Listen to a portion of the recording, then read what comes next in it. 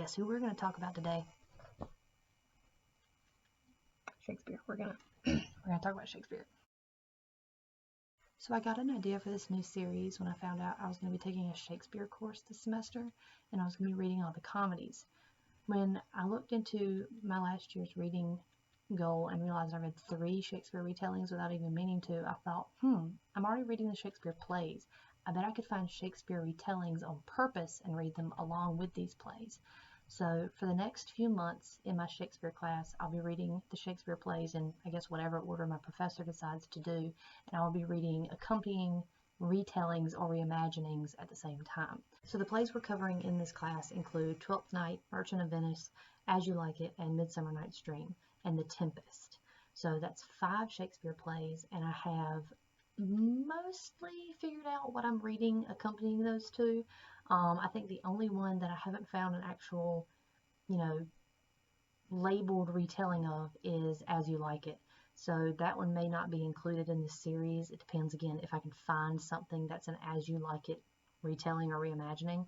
But I do have, I think, at least 1 book for all the other ones. I don't know what order I'll post them in. I have no idea as of right now what order the plays are going to be read in, but I should be able to read the plays pretty quickly and then read the books relatively soon after, so I can do a joint video talking about the 2 and how they compare and contrast. If this series works well, I may continue it on after the semester's over and work on maybe the tragedies or the histories, or just keep looking into different retellings of the same plays I've already read, because people are a lot more inclined to rewrite the books that they're familiar with. There are a billion, like Hamlet and Macbeth and Romeo and Juliet retellings. Like, you can find so many of those.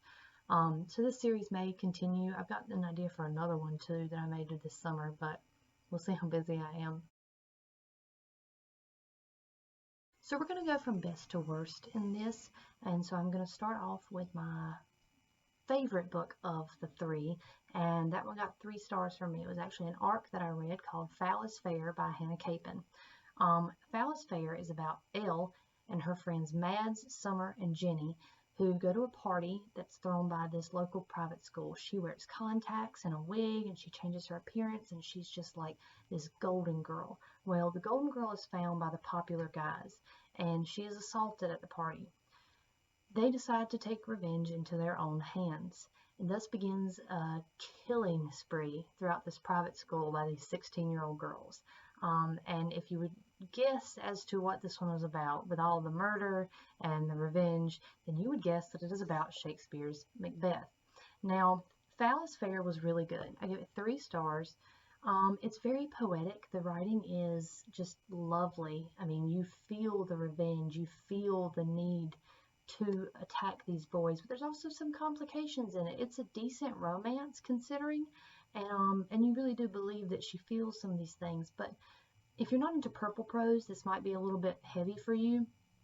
I did find that they were a little bit unbelievable at times, being 16-year-old girls. Some of the things that they got away with was a little bit suspect, and I didn't like the treatment of adults and authority sometimes, because this one lady was just doing her job, and Elle's just a complete bitch to her.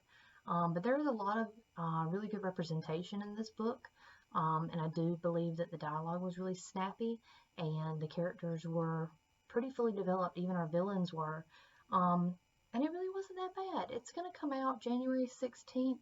If you're going to read any of these, this is the one you need to read. I think is the most interesting interpretation of the original work. It's obviously from the viewpoint of Elle is supposed to sort of be the Lady Macbeth, and her friends are the witches, but she's also sort of part of the witches. So it really is like a nice twist on the source material while still giving respect to it. I feel out of the 3, again, this is the one that does it the most respectfully while offering something new. So Phallus Failure, the retelling of Macbeth by Hannah Capin. It comes out January 16th, and I gave it 3 stars. The next one I'm going to talk about, I gave 2 stars, and that is a very low 2. This easily could have been a 1 star and probably should be a 1 star. It is about a girl named Cordelia and her buddy Garrett, and they are the people's king and queen. And if you don't recognize the name Cordelia, then I'm here to tell you that Cordelia Lionheart by Ron Furch is a retelling of King Lear. Poor King Lear did not deserve what this book did to it. It was really bad. It is written almost too modern. The language used is just too, it's almost the opposite of what Phallus Failure did. And where Phallus Failure went purple prosy, it's like, all right, we're working from this really resonant source material, we better do the same thing. And it's like Cordelia Lionheart went, I want these characters, but none of the nuance, and actually none of the characteristics. I just want the names and the basic plot. What I'm saying is, you could get away with telling Cordelia Lionheart and changing everyone's name, and you would not know that it was a King Lear reimagining. And that to me means that it's a failure at what it does, because you can't recognize that it's supposed to be a Shakespeare retelling. Then what was the point of using it as a Shakespeare retelling?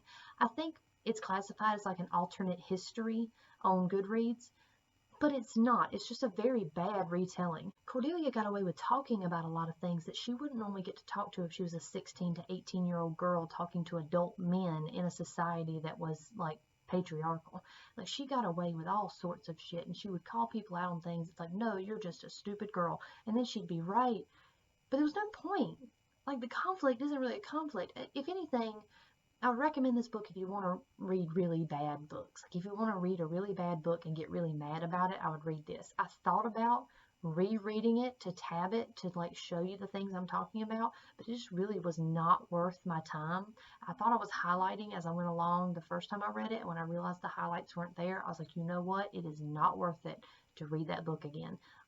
So Cordelia Lionheart got a very generous 2 stars from me. I do not understand how people gave it higher than 1 or 2 stars, but they did. There are people who gave it 4 and 5 stars. Again, I don't understand.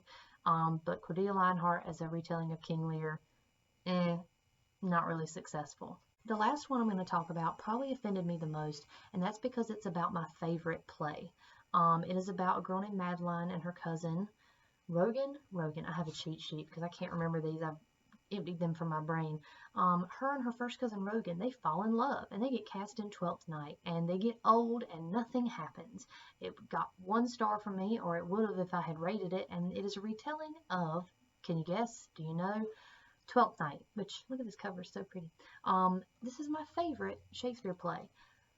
I do not understand what makes this, Illyria, by Elizabeth Hand, a Shakespeare retelling of Twelfth Night.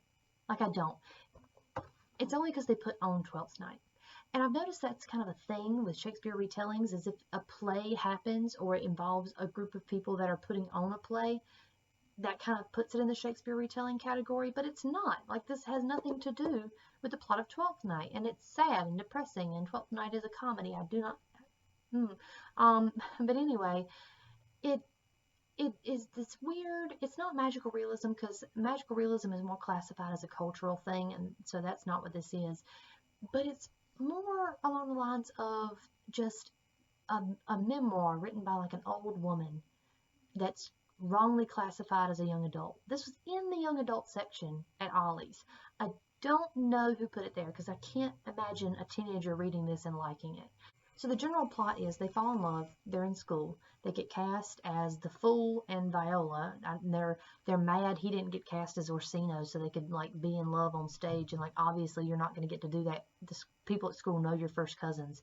And they have this wealthy aunt who's like encouraging their theatrical progress, specifically Madeline's.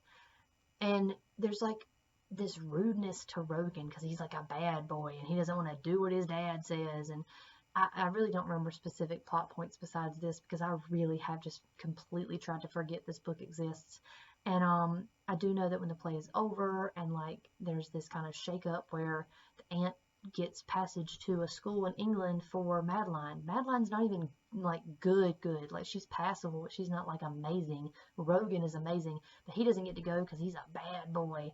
And so Madeline goes to the school and she gets to be an actress, and she's in like some TV shows and stuff, but she never even like makes it and does anything. Like, this book literally is depressing. Nothing happens. She just gets old, goes home, and her aunt dies to the funeral, re-meets Rogan, finds out he's been living in the house he lived in when he was a kid, and they go find the magical stuff they found when they were kids, and that's how it fucking ends.